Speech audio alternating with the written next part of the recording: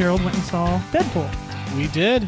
And it was very good. It was excellent. I'm not going to spoil anything. Obviously, Jordan didn't see it, so I'll make sure not to spoil anything. I'll see it. You see a lot of Ryan Reynolds, if you know what I'm talking about, ladies. Ladies. No, I think... He looks like a prune, though.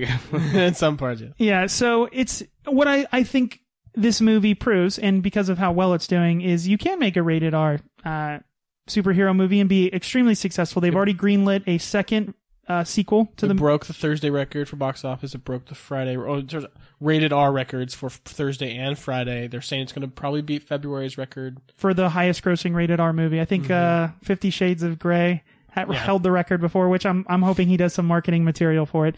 But when I see Ryan Reynolds, he's doing the whole the big marketing thing where he's going to everybody's show. He's saying everything. There was a football, like soccer. Yeah. Commercial with him in it. Yeah. When there was a big tournament or something going on, there was a testicular exam, how to do it on YouTube, and it was like informational. Yeah. He's doing everything to promote this movie. But that's the part that I love. This is a passion project for him. He loves that character. He walked off set with the suit. It was like, no, I'm just going to keep this. That's awesome. Yeah. The suit looks fantastic, by the way. Is the eyes distracting? No, the eyes are amazing. They do a good job. Obviously, I think the eyes there is some CGI there, but it does look... Well, no, because, we talked about this when we left the theater. It doesn't feel CGI. The technology definitely has kept up. Yeah.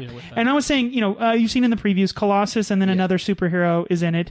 I actually really enjoyed Colossus. Like he's not obviously a major character in it, but... He's kind of a Boy Scout of X-Men. Yeah, but he does a cool job of being the Boy Scout. We talked about this on When You Were Gone, Cyclops. No one likes Cyclops. He's the Boy Scout that everybody hates because he gets the hot girl. Yeah. But Colossus but he's like he reminds me of, kind of like he's the brute who's kind of dumb, but has like the heart of gold. Like he's like, you must not kill everyone, Deadpool. Watch your language. Watch your language. And then he like throws Isn't he Australian, not Russian? No, he's Russian. Russian? Yeah. I thought he was Australian. But he's awesome in it. So Austrian. I hope that they add more Colossus either into X-Men Apocalypse or he's in the next Deadpool because he was great in it. But the movie is obviously very self-referential. And oh my God. It's super self-referential, but I think the thing I was actually worried about was that it was gonna break, not bend. It was gonna go like dick and fart jokes to the extreme, and that can become, not to say juvenile, but it just becomes like, okay, we get it. Like you're Deadpool, right. you're the merc with a mouth. Yeah, like if you go too far with it, and there's two things you can do. You either go so far like snakes on a plane, like you just embrace it fully, or you have a delicate balance of telling a good superhero story with cool action and then pepper it in. And they did the latter, and it was perfect. Like you couldn't have been... If you're a Deadpool fan, you're going to love this movie. If you don't like Deadpool or you don't know who Deadpool is, they do a good origin story, and it's told just like a good superhero movie. How was the villain? The villain's good. Yeah. He's okay. Because, that always seems to matter a lot. It does, but I think actually... Is he a name guy? I think he is. But the thing about it is Deadpool is so much more larger than life of the movie versus other characters, and like even in the Wolverine movies, like it's there. I don't know how to explain it, but Deadpool, he is the center of the universe of this movie, and there's no doubt about it. From the second the movie starts to the last frame, he is the quintessential. Every time he's on screen, he steals the show. So where that might not happen as much, if the bad guy's really, really good, the bad guy steals the story. That didn't happen here. But it's fantastic. I recommend everybody go see it. It's just really, really good. And it is, don't take your kids. I think we were at the theater and like 15 minutes in, a group of people got up and walked out. It's like...